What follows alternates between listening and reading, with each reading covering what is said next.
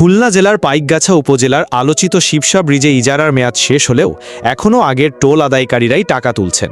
এ নিয়ে তৈরি হয়েছে ব্যাপক বিতর্ক ও জনমনে প্রশ্ন। সংশ্লিষ্ট সূত্রে জানা গেছে, গত সোমবার ৩০ জুন ২০২৫ তারিখে শিবসা ব্রিজের টোল ইজারার মেয়াদ আনুষ্ঠানিকভাবে শেষ হয়।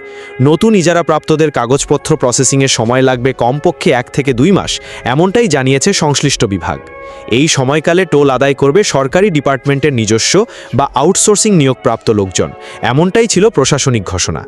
এই বিষয়ে জানতে চাইলে সড়ক ও জনপথ বিভাগের খুলনা অফিসের নির্বাহী প্রকৌশলী মোহাম্মদ তানিমুল হক জানান, ইজারার মেয়াদ শেষ হওয়ায় এখন টোল আদায়ের দায়িত্ব আমাদের ডিপার্টমেন্টের, আমাদের লোক দিয়েই আদায় চলছে।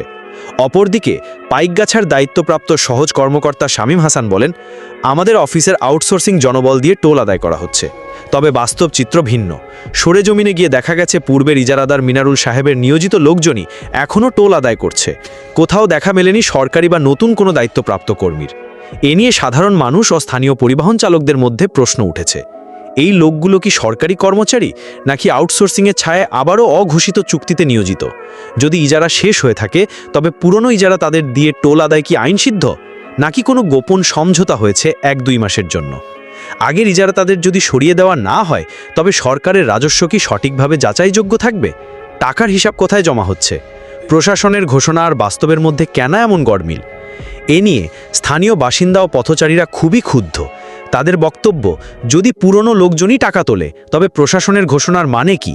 একজন চালক বলেন, নতুন লোক আসবে শুনে ভালো লেগেছিল, কিন্তু এখনও আগের মতোই টাকা নিচ্ছে। তাহলে কি বদল শুধু কথাই? পাইকগাছাবাসীর জোর দাবি, শিবসা ব্রিজে এখন যারা টাকা তুলছে তারা ঠিক কার আওতাধীন? সরকারি, আউটসোর্সিং, নাকি আগের ইজারাদারের ছদ্মবেশী টোল কালেক্টর? বিষয়টি নিয়ে সড়ক ও জনপথ বিভাগকে স্পষ্ট ব্যাখ্যা দিতে অনুরোধ করেছেন সচেতন মহল। স্থানীয় সাংবাদিক মহল ও সামাজিক সংগঠনগুলোও বলছে, এই টাকার জমার স্বচ্ছতা ও দায়িত্বের প্রমাণ চাই। শিবসা ব্রিজের টোল আদায় ব্যবস্থাপনা নিয়ে যে বিভ্রান্তি ও অনিয়ম দেখা যাচ্ছে, তা এখন জনগণের আস্থার প্রশ্নে পরিণত হয়েছে। প্রয়োজন স্বচ্ছ তদন্ত, স্পষ্ট ব্যাখ্যা ও টোল আদায়ে সরকারি নিয়ম কঠোরভাবে বাস্তবায়ন। এখানে শেষ করছি আজকের মতন। আবারও দেখা হবে অন্য একটা রিপোর্ট নিয়ে। ততক্ষণ পর্যন্ত ভালো থাকবেন, সুস্থ থাকবেন। খোদা হাফিজ।